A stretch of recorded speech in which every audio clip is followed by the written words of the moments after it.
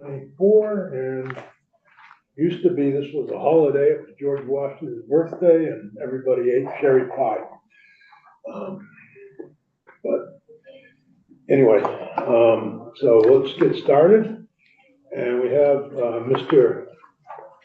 Rory Whalen, who is the Regional Vice President for Northeast National Association of Mutual Insurance Carriers. And so, Mr. Whalen, thank you for being with us this morning, and thank you for taking the time. I'm Dick Sears, Chair of the committee. Fortunately, Senator Baruth is on a tour at a conference. He's the pro tem of the Senate, and we have Senator Bahowski will be back shortly. She's in economic development presenting a bill.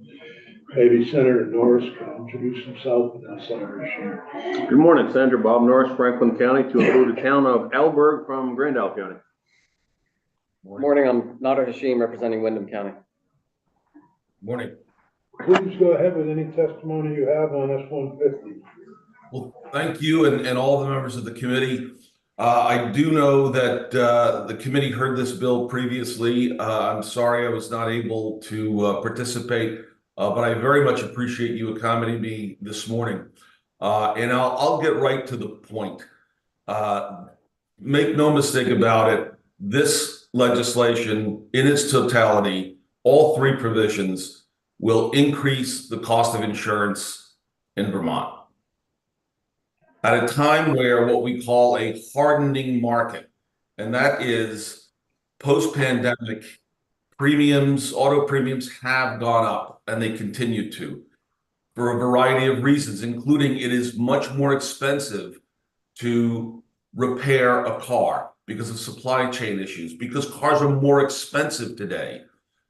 It is more expensive, and therefore premiums are going up. So at a time of what we call a hardening market or an inflationary period in premiums, this legislation will add to that burden. Principally by increasing the UM coverage, really doubling it. There's no other state that has minimum mandatory coverages of 100, 200. So that in itself, on its face, will raise premiums. Likewise, removing the offset protections raises costs because an underinsured motorist claim payment could no longer be reduced by the liability coverage from the other party. And then lastly, by limiting subrogation, so what happens is an insurer will pay the upfront medical costs of its insured. And then when it's determined that the other motorist was at fault, they will seek to subrogate or to get reimbursement to whatever extent they can from that insurance company. This bill would prohibit that. Again, raising the costs and therefore premiums across the board. And I would add two final things, and then I'm happy to take questions. One is Vermont should be very proud that it is in the, I believe it's 37, so in the top half of the lowest uninsured motorist rates in the country. That's a good thing. That's a good thing for society. What we have seen in other states clearly is that when you raise mandatory coverage, it leads to, because of higher premiums, more people will consider going without insurance. And that is obviously not good for society. So there is, because of this drastic increase, a real threat to Vermont's distinction as having one of the lower uninsured motorist rates. And then lastly, on a technical sense, again, because the increase is so drastic in the minimum mandatory coverage, the enactment date, the implementation date is simply unworkable. Companies would need considerable more time to modify and update their systems for compliance purposes. And with that, I'm happy to take any questions. Yeah, I've got a couple. One is, there any estimate on the removing the offset, what that might result in?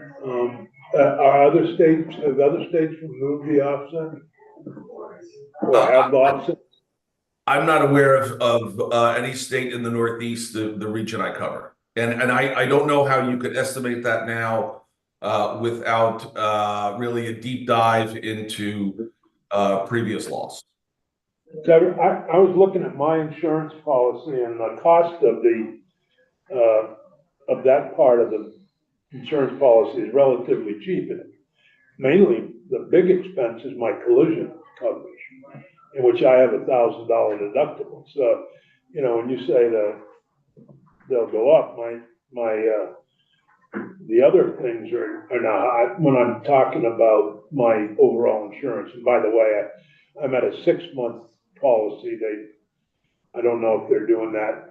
Every insurance company but mine is now 6 months for the auto, but I pay for it yearly for the house and the personal protection.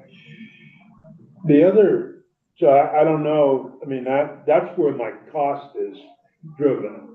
It seems to have risen dramatically in the last year and a half, 2 years, even though my car has gotten older. So maybe what you said earlier in your opening remarks about more expensive to fix the car is probably why my costs are going up for insurance. That'd be an assumption. I haven't had any accidents or traffic violations or anything that would indicate I'm not a good driver. I wonder if I also could ask I think what bothers me is I see the tremendous advertising done on television for auto insurance. And then I get things in the mail almost at least 2 or 3 times a week from an, AARP or whatever, to lower my auto rates. Why is there so much advertising? I mean, there must be good money in auto insurance. Wouldn't be spending $7 million on Super Bowl 30-second ads if there wasn't good money to be made, right? Right. So I would agree with your fact statement, which is there's an awful lot of advertising in insurance. I would disagree with the conclusion. The conclusion is it's because it's a hyper competitive marketplace with margins that are not very high in terms of profitability. That's why insurers are fighting for every single customer that they possibly can get. You look at industries that are not hyper competitive, there's not a lot of advertising. I come from the cable world, and before there were interrupters like Verizon, and obviously now internet and streaming, there was very little advertising. Well, when the industry changed and there was a lot more competition, you saw a lot more advertising as you do today. So that's the reason you see that much advertising.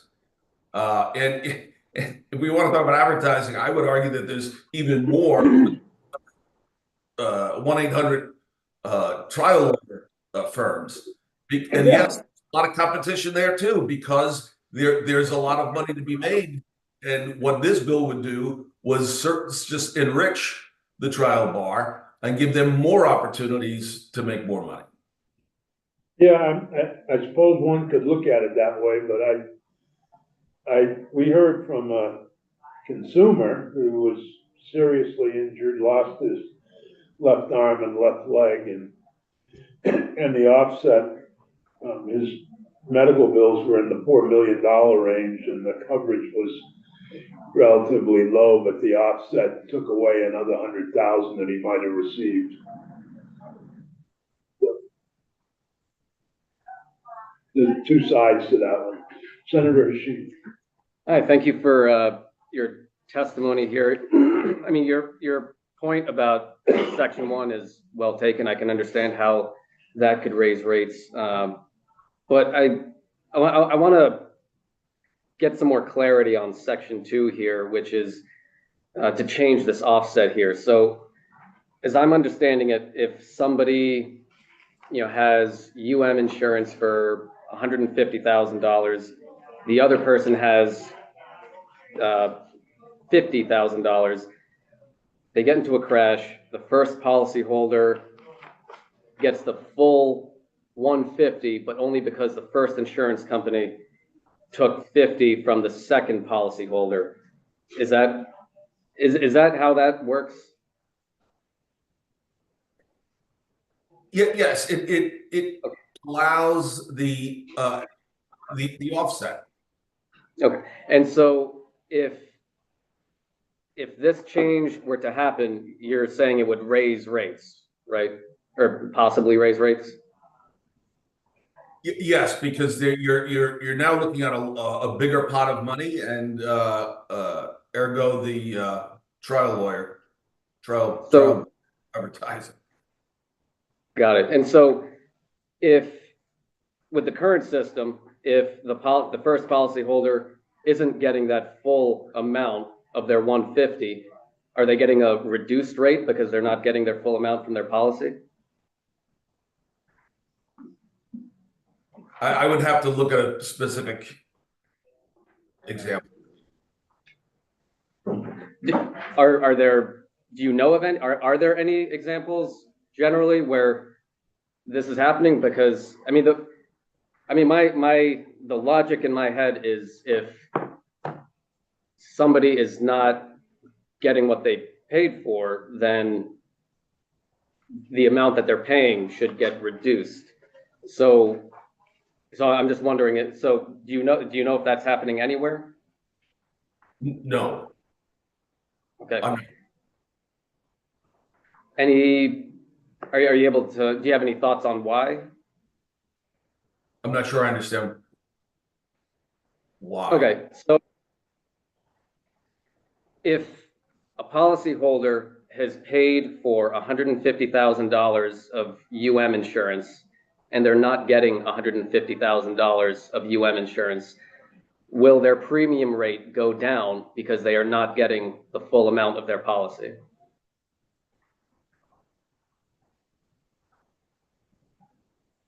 I can follow up and talk to our legal team about that, but I don't know. Okay, I would appreciate that. Thank you. And actually, I'll just leave it there. Thank you. Any other questions for Mr. Brown? I have an additional question. Just looking at my own insurance policy, the liability, bodily injury, property damages, mine's $250 and $500,000. $250 for each person, $500,000 for each accident. That costs me $135 every 6 months. The property damage is $100,000 each accident. That costs me $98. And uninsured motorist bodily injury, $250, $500,000, cost me $26. So adding all that up, medical payments and insurance, so forth, doesn't even approach the $293 I'm paying for collision coverage with a $1,000 deductible on a 2016 car. So I'm wondering, you said insurance rates will go up, but I wonder how much and whether they're fairly high already. They are high already, and they're going higher. And the fact is, a lot of it is collision, but it's really if you do nothing, they're going to go up anyway. But this bill would exacerbate increases, rate increases, at a time where people are challenged to pay their premiums. And again, as we've seen in other states, there are breaking points where motorists will go without insurance, and that has, as we know, terrible social effects. Right. Well, that may be a reason not to do number one, the uninsured motorist requirement, or the mandatory minimum insurance. And I am glad you pointed out that we're talking about minimum mandatory coverage. Obviously, motorists are free to get higher coverage if they want. We're talking about. Okay. the Senator Norris. Yes, good morning, sir. Thanks for being here. I'm kind of struggling with this because I realize that we need insurance, whether it's automobile insurance or medical insurance or whatever that may be.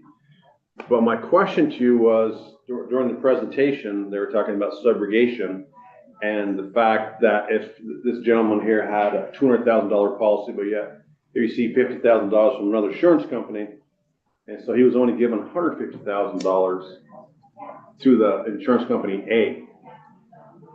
So are you telling me that if insurer one has a different insurance carrier than the other one, and they pay me $50,000, if I get a $200,000 policy, the other insurance company's paid me this, your insurance company's only going to give me $150,000?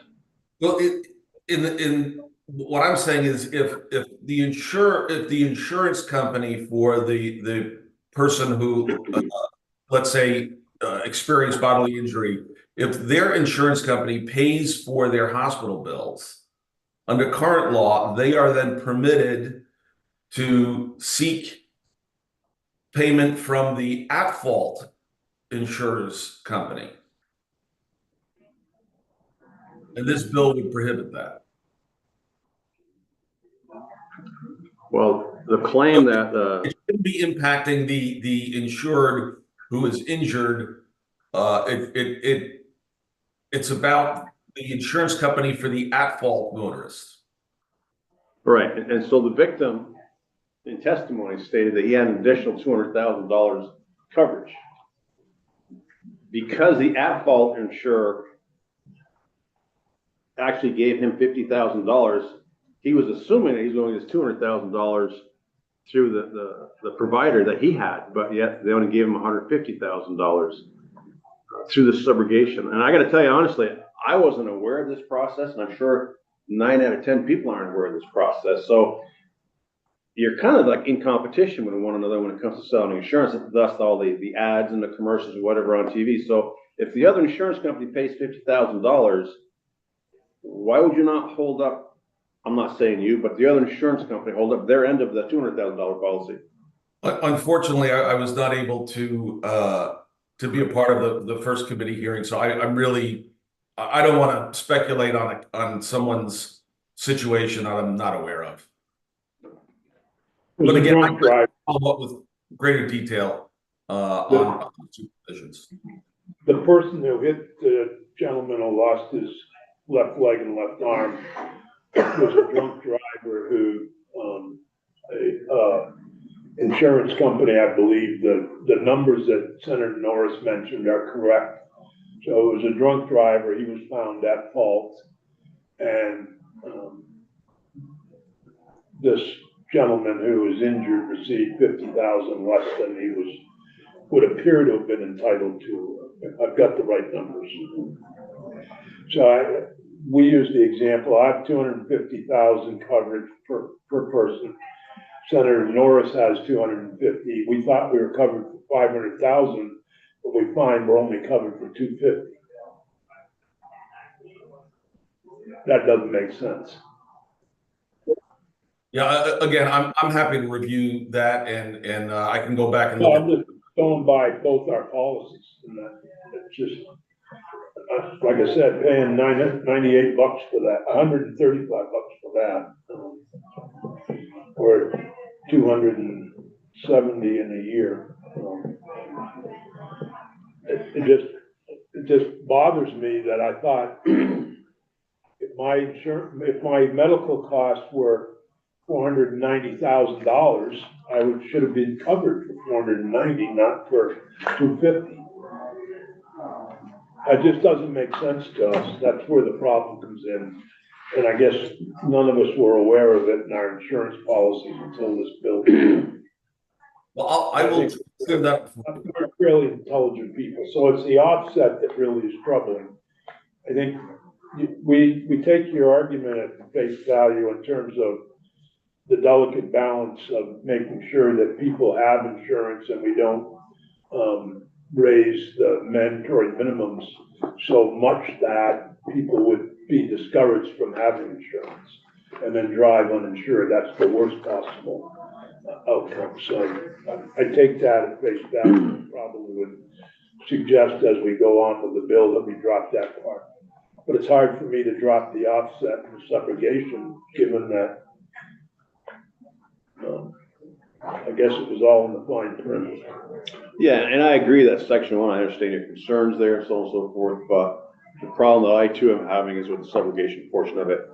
I wasn't aware of it. You talk about costs going up for the insurance carriers, on whatever else. Well, we, the motoring public, if we're involved in an accident or whatever else, here's a big surprise, your medical costs are going up also. So we need to make sure that we're covered as much as we can be. And we need to make sure that the insurance companies are taken care of also, because we need you guys, don't get me wrong. There has to be a compromise here someplace, and that's what I'm wrestling with. I will get you some further detail in short order, I assure you. Thank you. Thank you. Thank you. Just a general comment. I agree with what's been said so far. I mean, yeah, I'm fine with contemplating the removal of section 1, but for section 2 especially, it's when I distill it down to its core part, it's the policyholder getting what they paid for. And if you pay for $150,000 in UM insurance and you have millions of dollars of bills, I would expect to get the full amount that I paid for. And I disagree with the suggestion that it has to raise rates if a person is already paying for what they're entitled for, which is that 150 or 250, whatever amount it is for that insurance. So those are my thoughts. Well, Ben, if you would send Ledge Council a note for the next discussion of S-150, if we would drop the section 1. Yes, section 1, and which is the section that would raise the mandatory minimum. And I'll get the follow-up information to Ben ASAP. Great, thank you, Mr. Whalen. Thank you so much. Thank you very much for joining us this morning. Very helpful, and you won anyway already. Well, thank you for hearing me, and as always, the collaborative approach to public policy. I very much enjoy working. Thank you. Okay, thank you.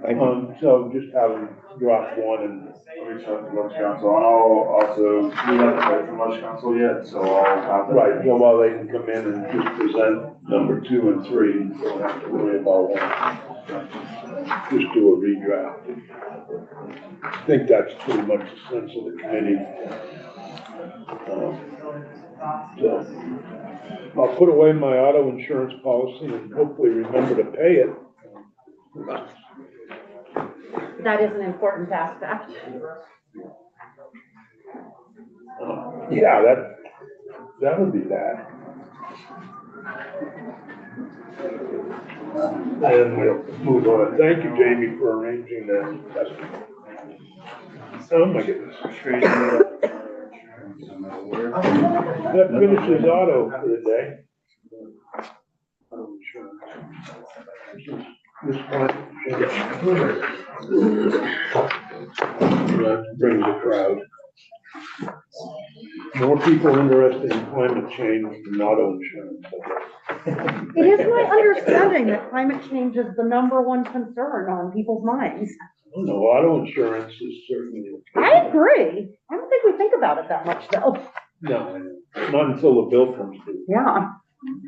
Or until you get in an accident. Or you get in an accident. And you find out what you're covered for.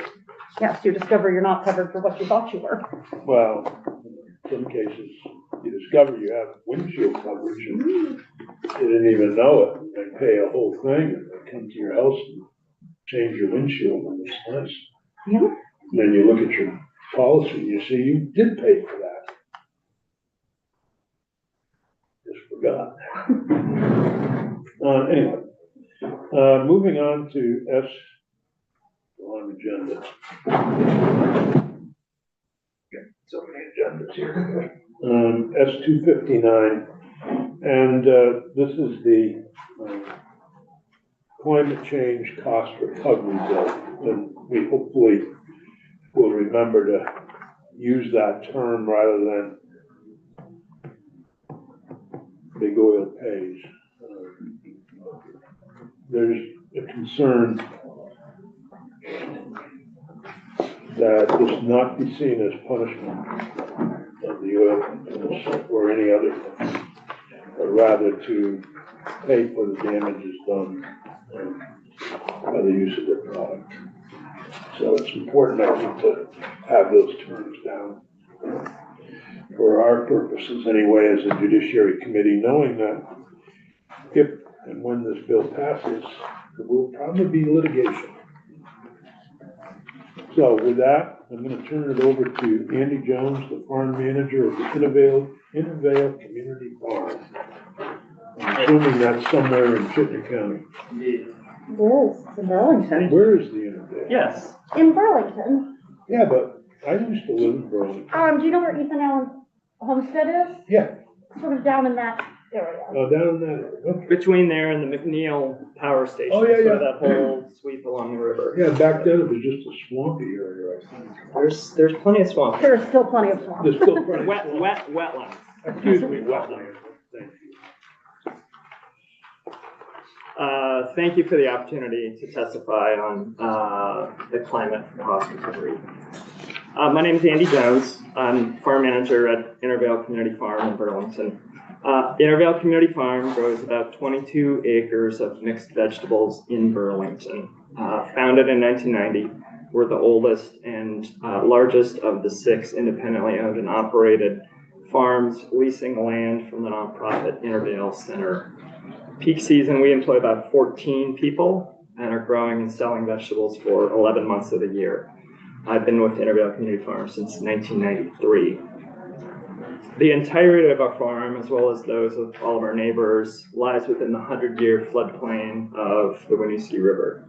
We expect floods and have managed around them for decades, but the magnitude of the floods are changing. On July 12th, 2023, 99% of Intervale Community Farm and that of all of our farm neighbors were flooded, wiping out about $200,000 worth of our crops and another $500,000 of our neighbors' crops. I'm not even going to talk about December, but the rain on snow floods, I think, are something that we'll see more of. Tropical Storm Irene had been our high water mark, which hugely exceeded the 20 years prior to that, and that covered about 97% of the farm. After Irene, I actually contacted the Burlington National Weather Service office. They estimated Irene was probably a 50 to 75 year recurrence interval flood. So any given year, we'd have a 1.5 or 2% chance of seeing a flood like that. Maybe they were wrong. Maybe we're just unlucky that 2023 came around 11 years later. But it seems like the evidence points to climate change. Like many in Vermont, we learned from and changed after Irene. We changed our crop mixes. We moved to raised beds. We planted to optimize small variations in topography. We also raised electrical services and HVAC mechanicals above the 100-year flood level, selected the very highest sites for greenhouses and other structures, chose flood-resistant building materials, and the list goes on. These measures reduced our infrastructure and crop losses from the July 2023 flood, but they came at a cost. Of the nearly $500,000 we've spent on infrastructure since Irene, probably $100,000 of that is money that we might not have spent had the threat presented by climate change been absent. And that's real money for us and for a lot of farms. While floods are the most damaging of the threats presented by the warming climate, there are others of consequence as well. Rainfall exceeding 2 inches per storm event has increased dramatically since 1990. That much rain, even in the absence of floods, makes it nearly impossible to get equipment into the fields to plant, weed, or harvest. It stalls plant growth, and it pushes plant diseases off the charts. While too much rain is a problem, we also face increasingly frequent droughts. The 5 lowest measured water levels on the lower Winooski River all date from 2009 or more recent. While many thought vegetable farmers outside of the Champlain and Connecticut valleys could get through the year without irrigation through the 20th century, it's becoming a requirement throughout the state. And at Intervale Community Farm, we depend on irrigation every year. Money alone is not going to solve climate change, but it can help to blunt the worst effects. I have more electrical systems I should elevate, greenhouses I should move, irrigation investments it would be wise to make. But we also need to replace 2 40-year-old tractors, upgrade some coolers, and pay our workers more so they can afford to live near Burlington. I know that if our vegetables make somebody sick, I have no doubt that Intervale Community Farm would be on the hook for medical expenses directly and through our insurance. The tobacco industry knew the risks of smoking. The pharmaceutical industry knew the risks presented by opioid addiction. The chemical industry recognized damages from PFAS and PCBs. And they have, to a small degree, been forced to contribute towards fixing some of what their denials and actions wrought. The oil companies were learning, knew decades ago that the central role their products played in changing the climate. They too should help shoulder the cost of fixing the problems that they have exacerbated through their deception. Farmers and communities around the state would benefit from funding to move assets out of harm's way, relocate to higher ground, install irrigation systems, have rapid response, emergency funds, improve crop insurance, and many other strategies to keep them growing in the decades to come. And I think the climate cost recovery bill has a hope of doing that. Thank you. Thank you. A couple of questions and comments. One comment would be, my experience in Bennington, I represent Bennington County. We obviously had the Chemical Fabrics Corporation contaminate a number of our wells, drinking water, as well as land and other areas. So, as a matter of fact, live in an area, my house is in the area of contamination, which is a great selling point. But whether they knew or didn't know, they still should be held responsible. And I really don't care if they knew or didn't know. They should be held responsible because they did the damage. And as long as you can prove that the damage was done, that's the key point, I think. And that's the strict liability portion of the bill. As far as the farming goes, in your conversations with others, particularly in Chittenden County and around the state, is similar damages done, I mean, to crops? And we heard some isolated ones, but never got a total of what the cost might have been. Yeah. That's a great, I don't actually know what the total figure is, I have to say. I'm much more versant in the vegetable farming community. I'm on the board and a past officer of the Vermont Vegetable and Berry Growers Association. And yeah, there were farmers all up and down the Lamoille Valley, all, farther upstream from us in the Winooski, the upper Winooski, the various branches, the Dog River, people throughout a lot of the state that suffered significant damages from flooding and had total losses in some cases. Footbrook Farm in Johnson, Dog River Farm down in Northfield, several farms with six-figure losses or multiple 6 figures. And lots of people that are seeing these intense rain events that, even when you don't get flooded, create impossible conditions. A colleague, vegetable farming colleague in Huntington, got 30 inches of rain in 3 months, June, July, and August, which makes it pretty tough to, produce something on a regular, routine, reliable basis. Thank you. Other questions for Andy? Andy, thank you so much for willingness to come here this morning and share your testimony. We wish you nothing but the best in your efforts to deal with the 100-year floods that come every Every 6 year. months. Thank you for the opportunity. Thank you. Thank you. Our next witness, I believe, is Justin Mark, an associate professor from Dartmouth Department of Geography. I'm sorry, I almost said geology. Different That's the course that I flunked at UVM, so just remember. Geography I was fine at, but geology I couldn't figure. Is there a way to share slides? If not, that's also fine. I can. Well, first of all, the committee, you should all have a copy, a printed copy, printed in your folder, and then if you just join the Zoom, which is in the invite that I sent you. Copy that. Then once you do so, I will allow you to share. Oh, okay. Yeah, this right here. Yes. Okay. We've got copies of your slide, but we may go ahead and put them on the screen. Yeah, then we can all just be on the. That way people that are on list watching on Zoom follow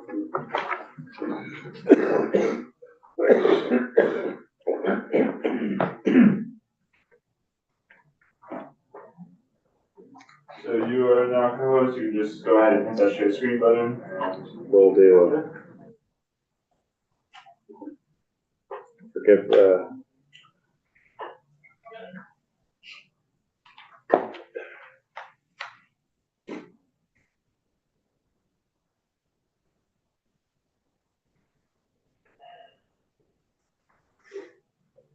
Excellent.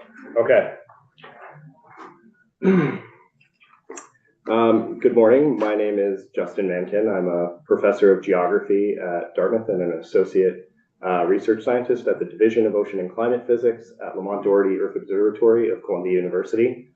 At Dartmouth, I direct the Climate Modeling and Impacts Group, where we work to understand the human impacts of global warming, studying how human-caused climate change impacts our water, our food, recreation, infrastructure, economic, and physical security. Much of our scientific research centers on using observations and models to quantify the impacts and costs of global warming to date, and to estimate how those impacts and costs may evolve into the future. My goal is to improve our understanding of the consequences of warming for people and the things they value, and to inform the difficult decisions those consequences will compel. My climate attribution work has been published in leading peer-reviewed scientific journals like Science, Nature, and the Proceedings of the National Academy of Sciences. I hold undergraduate degree and Master's of Public Administration from Columbia University, a Master of Science from the London School of Economics, and a PhD in Climate Science from Stanford University. I'm here to provide testimony on S259, an act relating to climate change cost recovery. I hope you take away the following 4 key points from my testimony today. Firstly, using peer-reviewed consensus scientific methods, scientists can quantify economic losses a region like Vermont has endured from the impacts of global warming to date. Secondly, using peer-reviewed consensus scientific methods, scientists can attribute those losses back to particular emissions or emitters. Thirdly, using peer-reviewed consensus scientific methods, scientists can estimate the net present value of future damages associated with both historical and future emissions. Lastly, it is my opinion that we are systematically underestimating the economic costs of climate change to date, and that is because all of these climate damage cost assessment methods are inherently conservative or limited by data. Losses from climate change abound, but who pays and how much? While these questions are ultimately being resolved in courts around the world and in legislative bodies such as this, science can help provide answers to these questions. In particular, science can help by quantifying climate damages and attributing them to particular parties. In general, there are 3 sets of costs to consider in assessing total damage due to climate change, and there are different methods to estimate each of these. The first is the cost of the damage promulgated by historical emissions. So these are the costs that have already manifested in Vermont's economy owing to the hazards from human-caused global warming to date. The second set of costs to consider are the costs that will arise from future hazards which have their origins in historical emissions. The effects of carbon dioxide, or CO2, are cumulative, and CO2 has a very long residence time in our atmosphere, such that some fraction of the first ton released at the dawn of the Industrial Revolution is still up there, warming our climate and generating impacts. This means that emissions already released from fossil fuel combustion, and to which we can already attribute historical climate damages in places like Vermont, will continue to cause Vermont damage into the future. The last cost to consider is the cost from future emissions. Decarbonizing our economy will take time, and it itself will be energy intensive. To the extent that it is reliant on fossil fuels, future emissions will generate future impacts, and those impacts costs. There are different approaches to calculating the cost attributable to each of these terms, but I would generally classify the damage attribution work into two approaches. Both of these are scientifically defensible, implying that the treasurer would have options in how best to approach any accounting associated with this bill. The first approach relies on using the social cost of carbon, or SCC, which is a dollar estimate of the discounted welfare costs associating with emitting 1 additional ton of carbon dioxide into the atmosphere. Right now, using various methodologies, the EPA places the social cost of carbon at $190 per ton. With that legally binding estimate in hand, one could calculate the economic damage attributable to particular emitters, essentially by multiplying. Hold on, I hate to see people standing. You got any other chairs? You're okay? Yes, I actually prefer it. Okay. Thank you. Okay. You're welcome. That's what the attorney is. See how long it takes me to get recognized? Forgive Go me. ahead. Yeah, with that legally binding estimate in hand, one could calculate the economic damage attributable to particular emitters, essentially by multiplying the social cost of carbon by the number of tons emitted by particular firms. There are nuances there, and I imagine Rick Heedy, who I believe will be testifying later this morning, has some insights on this approach. A second approach is one my research team has been working on, which we call end-to-end attribution. Our approach isolates and quantifies particular climate damages attributable to particular emitters, and owing to its modularity and flexibility, it can be applied to myriad contexts, from single events like a heat wave to cumulative harms like heat over a period, from different emitters, from individual firms to nations, and climate change-driven hazards, so from heat waves to storms to droughts to floods and others, all given data availability. Our framework uses consensus peer-reviewed methods and resolves nonlinearities in the relationships between greenhouse gas emissions, atmospheric concentrations, temperature changes, physical hazards, and damage. Our rigorous treatment of causation is designed to meet scientific and legal standards, resolving uncertainties major polluters have hidden behind for decades. Climate attribution science is well established and consensus science, informing synthesis reports like the Intergovernmental Panel on Climate Change and the National Climate Assessment, and has been used to establish causal links between global warming and various climate hazards like floods, droughts, heat waves, snow loss, tropical cyclones, and other hazards. Similarly, there is considerable peer-reviewed consensus work that documents and attributes the monetary losses from climate impacts, so-called climate damage assessments. Damage assessments are often grounded in empirical or semi-empirical models called damage functions that connect climate-related extremes, like heat waves or floods, to policy-legible socioeconomic outcomes, like lives or income lost. With these damage estimates, decision makers can then better understand the cost of climate inaction and weigh them against the net benefits of adaptation and mitigation. These attribution methods rely on comparing outcomes in two groups, just like in a medical drug trial, as I'm showing you here. In a drug trial, participants are randomly assigned into treatment and control groups.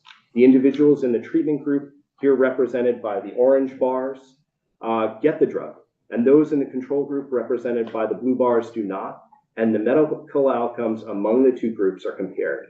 Here we can see that even though individuals respond differently, i.e. there's variation in each set of bars, that on average, we can make an attribution of the efficacy of the treatment. Some deleterious medical outcome is reduced from the drug, right? So the orange bars are systematically lower than the blue ones. We can extend this toy example to climate attribution in general. We compare outcomes in a world with versus without climate change. The distinction here is that we use models rather than a randomized controlled trial. And that's the way we construct our control group, or the counterfactual world without climate change. I am happy to delve into the mechanics of the approach if the committee has questions. I also include 3 scientific manuscripts with my testimony today documenting our approach. Briefly, we use an integrated modeling framework built on consensus peer-reviewed methods that allows us to build a transparent and reproducible chain of causality from emissions all the way to damage, sampling the range of outcomes that are possible at each step in that chain.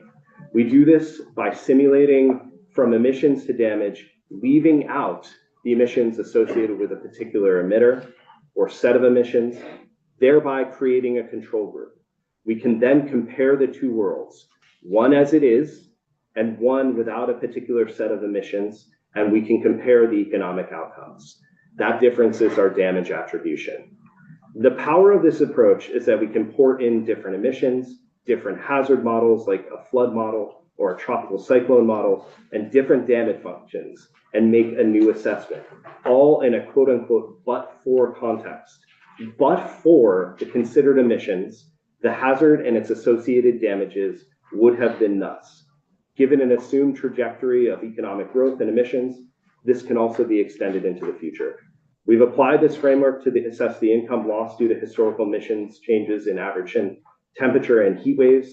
I note, however, that it can be extended to other hazards like floods, droughts, and to other damages like mortality, morbidity, agricultural commodities loss, depending on the use case. What we know from these individual damage assessments is that the costs of climate change to date are far higher than previously understood. We have shown that for average temperatures, for extreme heat, and for climate variations that could be affected by climate change, like El Nino. Because the costs attributable to these individual hazards so far are so large, and they focus on quantities that are easily measured, it is my assessment that any accounting of the damages to date are an undercounting and therefore conservative. Thank you for the opportunity to speak with you today, and I'll stand by for your questions. I really appreciate your comments about the undercount.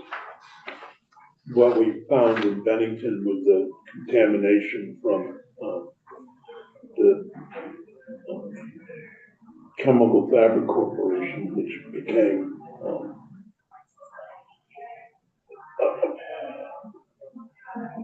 clear. The state settled with them. And there was a private suit by landowners and others whose wells were contaminated and others. That got settled. But just this last January, testing in wells south of the area of contamination, new contamination. So we've already settled with them.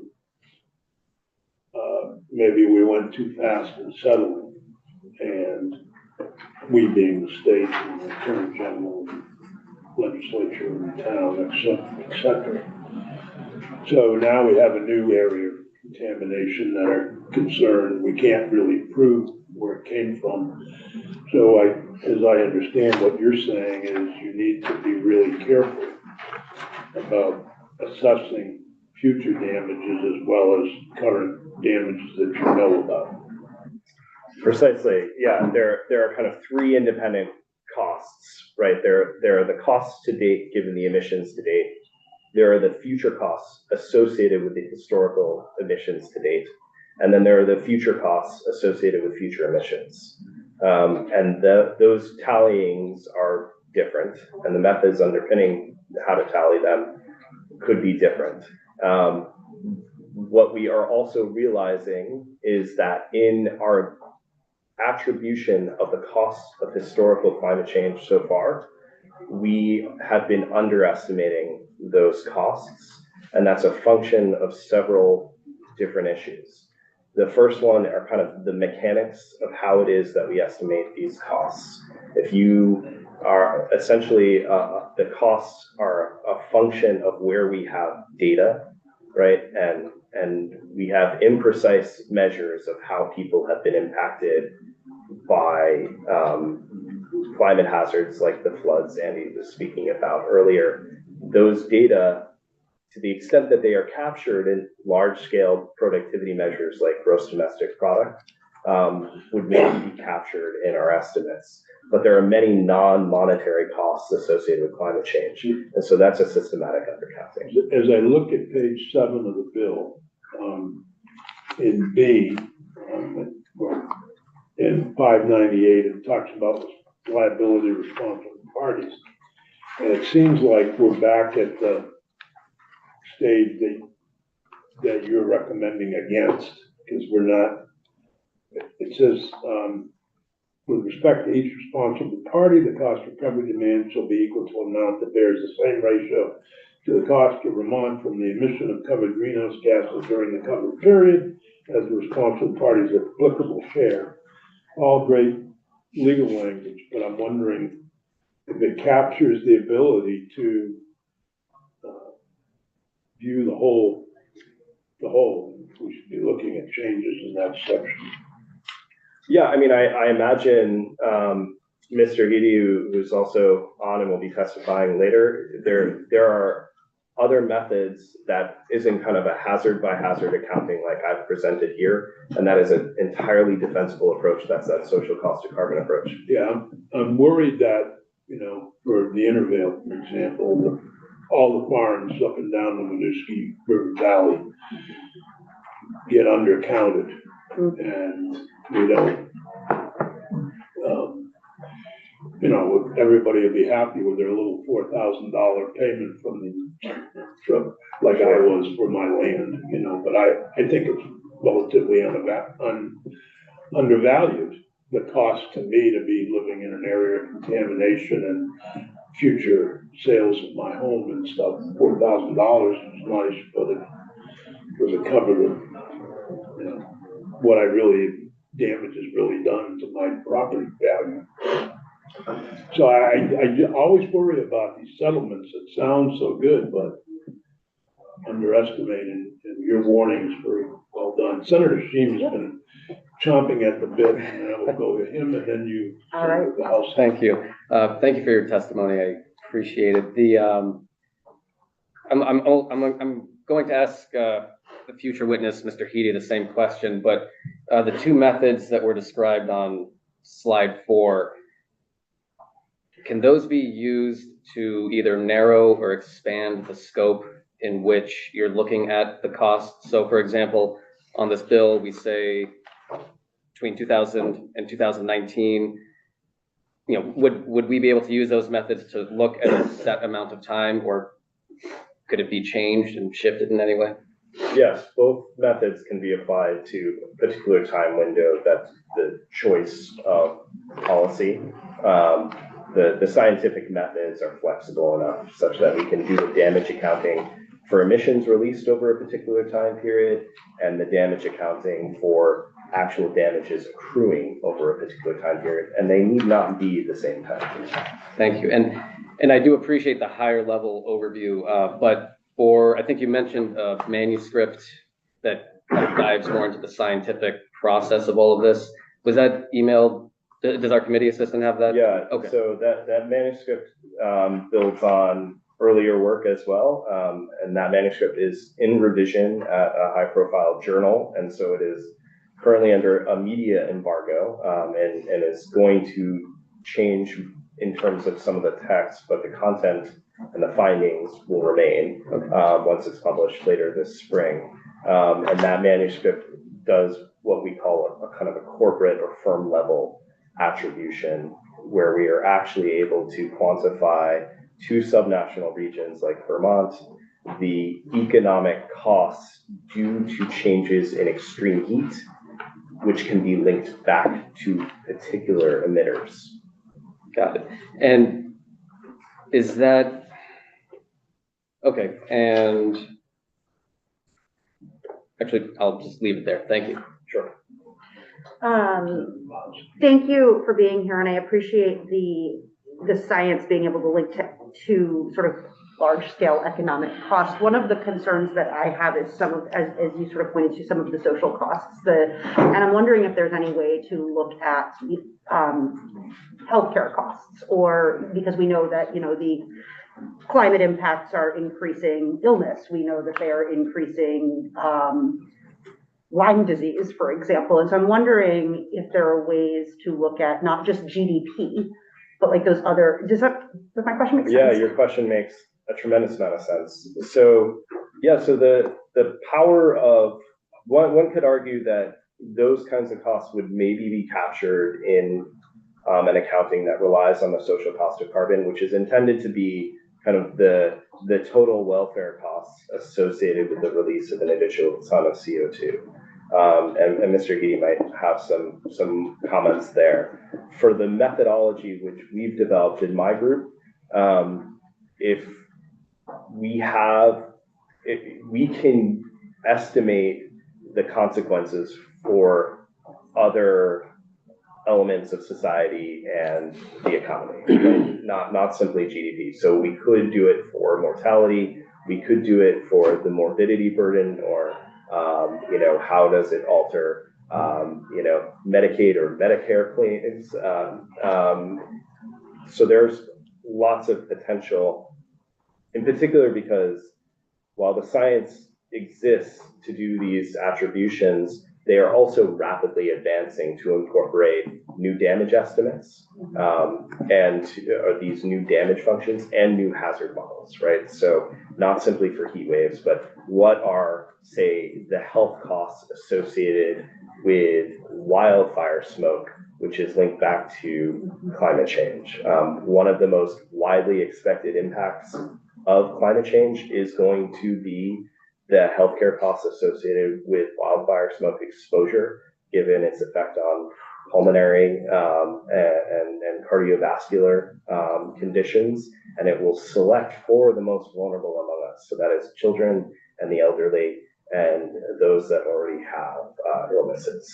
And how those will affect protracted healthcare costs, those are things that are now being documented in the scientific community and could absolutely be ported in to our methodology. Wonderful. Thank you so much. To your point, Mr. Chair, the $4,000 you got for your land doesn't account for the damage that contamination may have done to you personally. Yeah. Senator. Thank you. Thanks for being here. Appreciate your expert testimony here. Now, I got a couple, 2-3 questions, and I'm asking because I don't know the answers to them, okay? Sure, I'm not trying to put anybody on the spot here. Yeah, for sure. This is a big issue, this is a big problem, it appears. I'll say, can you give me an example of any other polluters contributing to climate change besides our fossil fuel industries, or anybody else that's contributing to this? Certainly, there is land use and land cover changes that would have made contributions to historical emissions and to the climate change associated with the world as we've seen it.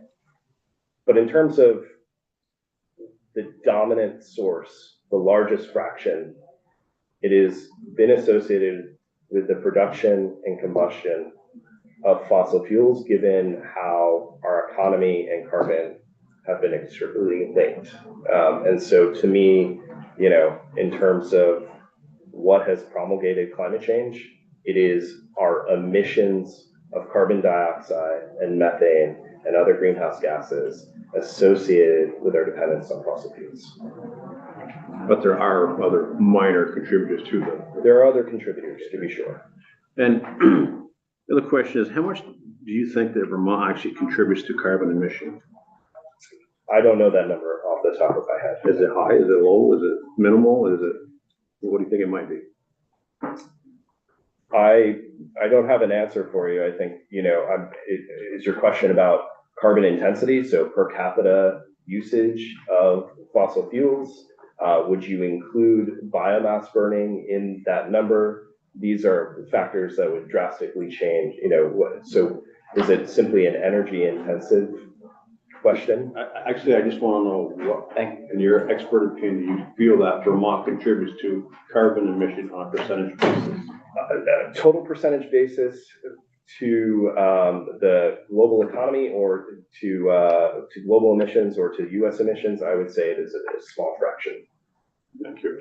And finally, if the USA were completely green, all of the USA was completely green, where would it be, in your expert opinion, with climate warming, knowing that although we are a large contributor to it, there's other countries that are huge contributors to carbon emission. So if we're to completely green, on a scale of 1 to 10, would we still be at a 5 or 6 or 7? Would climate control issues in the United States, because of the rest of the world not joining with us on this? Yeah, so your question, if I understand it correctly, is about the collective action problem. So if the United States were to mitigate all emissions, we would still live in a world where global warming is continuing if other actors don't follow suit. Is that kind of your question? Yes, exactly. Perhaps. I would argue, though, what our methods show conclusively is that if we can detect damages attributable to single emitters, whether it's a nation like the United States or a corporation, and we can pick your corporation, foregoing emissions from that actor, the United States mitigating its emissions would create benefits. And those benefits could be measured, and they would certainly manifest in the amount of global temperature change, but as importantly, it would manifest in increased human well-being and economic productivity, as proxied by something like gross domestic product per capita. And having said that, I'm going to save you the argument, because I'm simply here to ask questions. I hope you can answer that. Yeah. So I'm all set. Thank you. Yeah, I think it's important, and the professor may want to comment or not comment, but my experience of my constituents leads me in this direction. There's damages done. Somebody has to pay for those damages. And is it going to be my constituents who have to pay to extend the water line to replace their well? Is it my constituents who have to pay for the damages done to their health and receive medical monitoring because the likelihood of certain cancers is very high amongst folks who've been exposed to this toxic chemical? Should they have to pay? Should it be the taxpayer, the property taxpayer, or the state through funding to pay to extend the water lines? Or should it be the company that did the damage? And we spend a lot of time in this committee on civil damages and criminal liability. And I don't know any other place where we put the onus on the victim or the taxpayer. It's nonsensical to me that if we can prove that the damages have been done, and I'm not looking to get punitive damages, I'm looking to get replaced what they took. And so if it takes something at the Intervale, should the farmers have to pay? Or should we do something infrastructure-wise and the Vermont taxpayer or the US taxpayer through federal grants pay? Or should the oil company pay? That's really my simplistic way of looking at this bill. And I come down on the side of the polluter pays, not the taxpayer, not the victim. And the question is how we get there with this language. And I guess my final question of you, Professor, is what happened to the aerosol? Because I thought that once we did away with the aerosol cans, we were solving our problem. Oh, in terms of chlorofluorocarbons, and the ozone hole. Yeah, no, I think there are two really important pieces of legislation that have shown that legislation can affect global damage being done by our expedient economic choices. And one is the Clean Air Act, which has fundamentally changed aerosol loadings in the atmosphere and air quality around the world, although it's now being violated arguably by wildfire smoke. And the other is the ban on CFCs in refrigerants and things like aerosol cans, which was essentially leading to a degradation of ozone in the upper part of our atmosphere, particularly over the Southern Ocean, which exposes people to additional UV light. So by doing certain things, government is able to reverse some of the problem.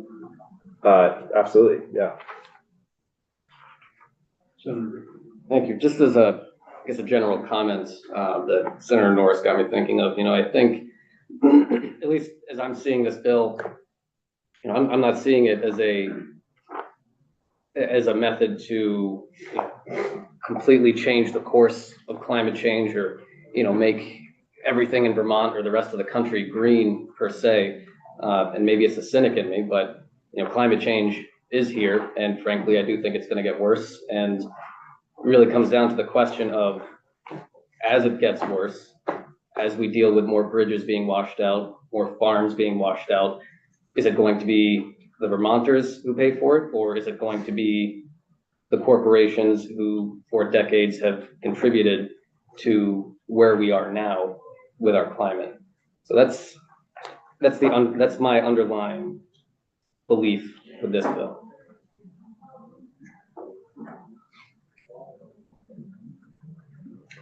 Well, this is rare. We actually are finishing on. Thank you for being here. We're going to take a